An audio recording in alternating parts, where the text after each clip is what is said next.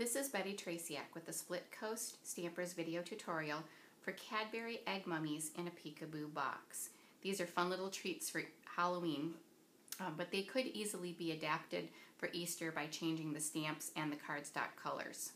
This box is designed with an insert on the inside that has holes to hold the mummies in place. And it also has a window sheet, transparency, peekaboo front, so the little guys can peek out. The mummies are made with Cadbury cream eggs.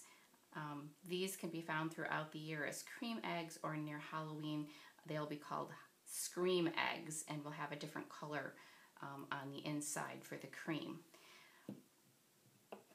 I wrapped them, one other thing, they are the 1.2 ounce eggs to get the proper size so that they fit into the box. Then I used a sterile gauze that comes in a roll to wrap the eggs. I liked the little jaggedy look along the edge, and so I took the gauze and cut it so that it had more of a frayed look down the center into long strips.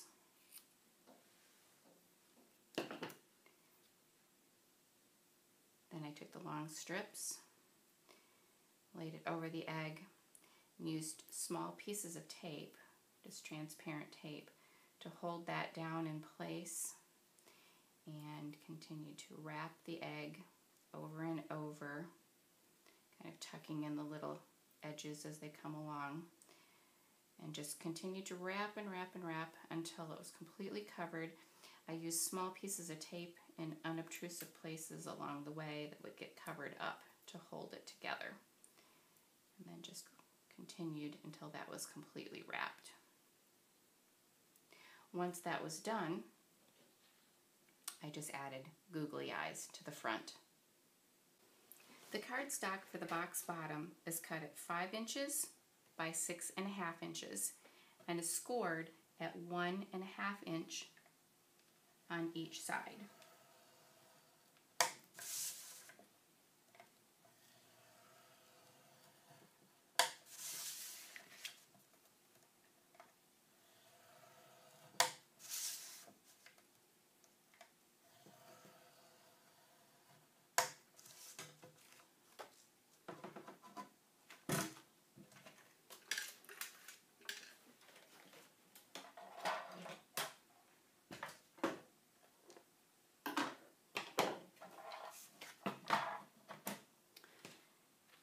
For this little cutout window, you need to use a paper trimmer where you can cut down on, where you can be able to see the measurement on the front here. And if you line up the left edge at 2 inches, cut down to 1 inch and stop. Then slide this over to 4.5 inches. And again, cut down to 1 inch and stop. Then you can see those 2 marks right there. That's right where you'll need to cut that away. So that actually will be lined up at the 1 inch mark over here. You can see those lines. Cut through until that section comes out.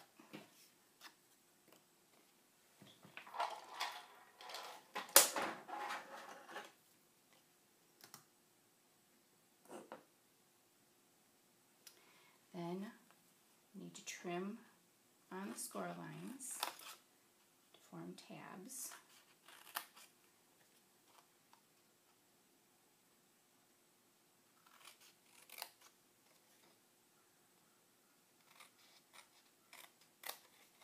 And I trim these slightly.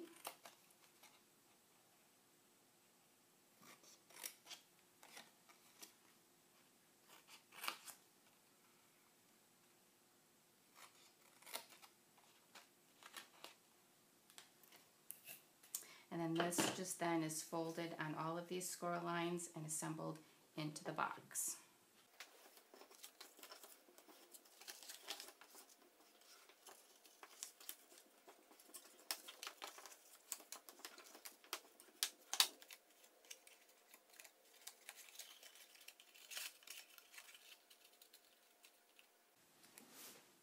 Once the box is assembled, take a 1.5 inch by 3.5 inch piece of window sheet or transparency and place a glue dot at each corner.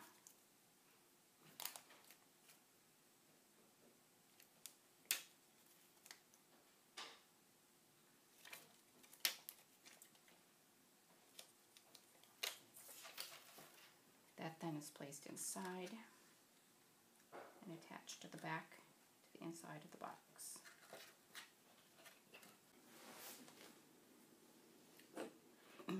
For the box insert, which is inside, which holds the little mummies in place, you need to start with a piece of cardstock that is 3 inches by 4.5 inches. Now, because that needs to fit inside of the box, we need this piece to be slightly smaller than those measurements. So what I do is I just take my trimmer and trim off a tiny little piece. I don't actually measure it. Just trim off a little fraction on each side just to give me enough play so that that will be able to fit inside of the box. So I just trim off those 2 little pieces to make this piece slightly smaller. Once that's done, this piece needs to be scored 1/2 inch from each side.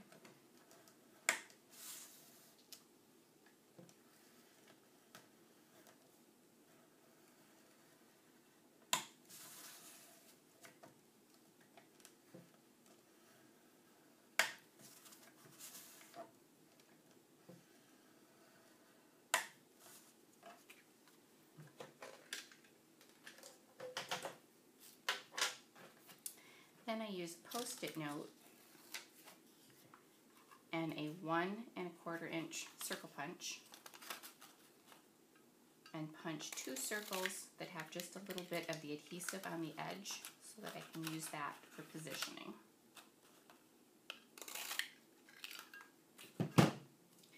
Those 2 circles are positioned in the center.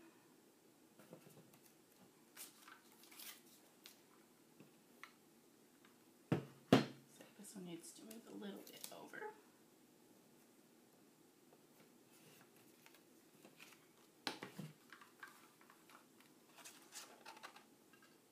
Punch out those 2 circles.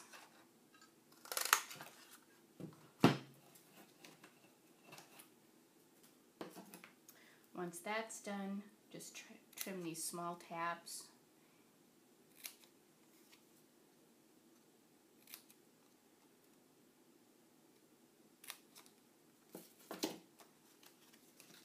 Fold down the score lines and apply adhesive to those tabs.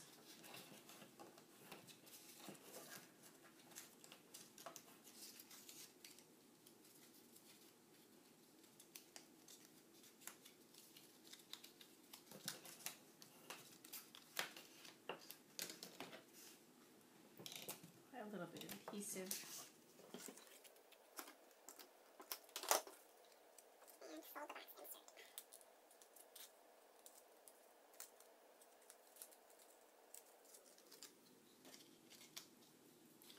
That then will fit inside the box, just like that, to be able to hold the mummies. For the box top, the cardstock is cut at 7 1/8 by 8 5/8. Then it is scored at 2.5 on each side.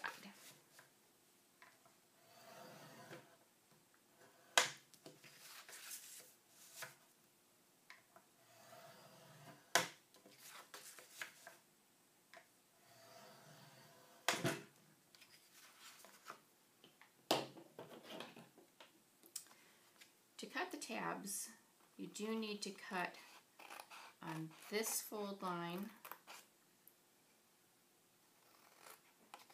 and this fold line for the edges to be able to fold in properly.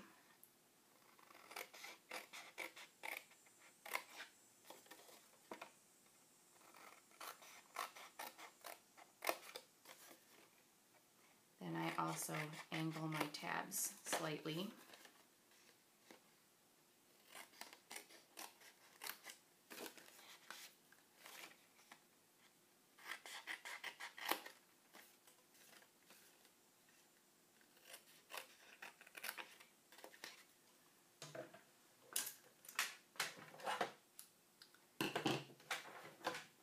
These then each will be folded on these score lines.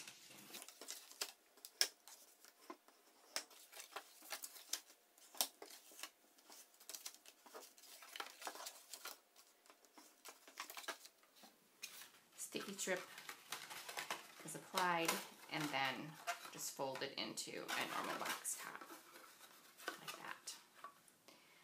For the sides, the pieces that go on the front and the sides, those you need to cut 2 pieces that are 2 3/8 by 3.5,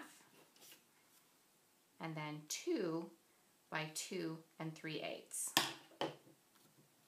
This then will be decorated and placed on the front of the box.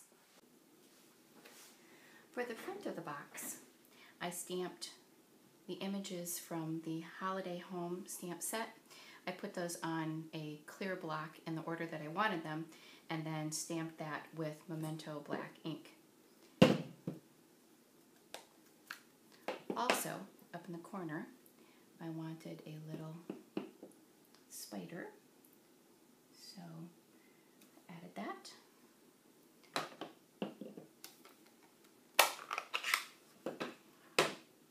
And also a 2-step stamping to stamp the pumpkin on top.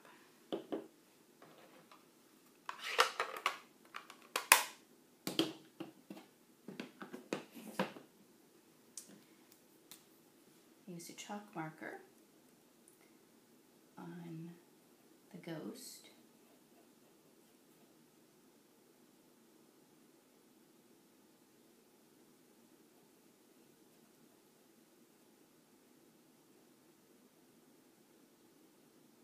And it going around his face so that not to go too much over top to blot out his facial features. Then I used alcohol markers to add details to the front of the house.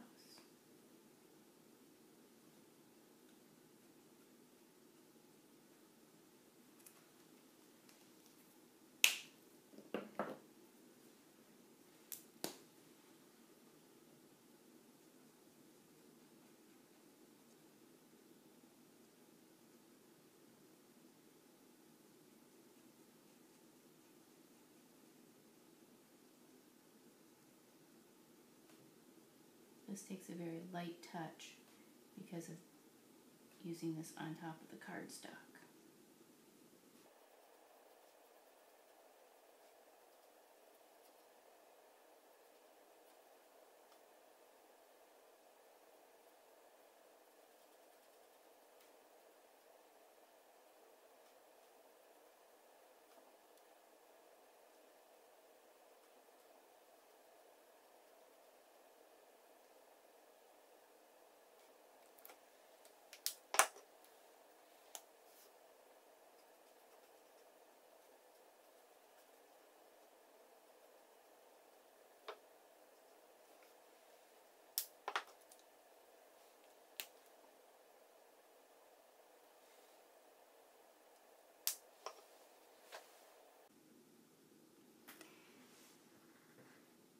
Here's the finished image. You can see that I used the chalk marker here, and as I went over that, it did go over his face so that I wasn't able to see that, so I used a Sharpie marker to go back over and give him the eyes and his mouth back. I also used the chalk marker to give little highlights within the window, on the doorknob, and the lights. To make the bow, take a 10-inch piece of ribbon and fold it so that it is approximately 4 inches across, so that there's a bit of overlap of the ribbon at the back. Take that ribbon and pinch it in the middle.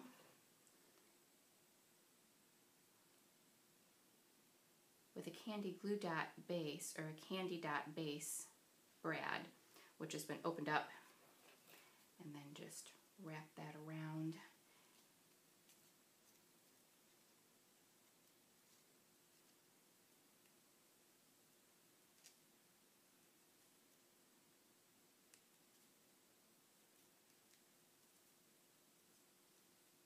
And then using a mini glue dot, attach a button to the top of that.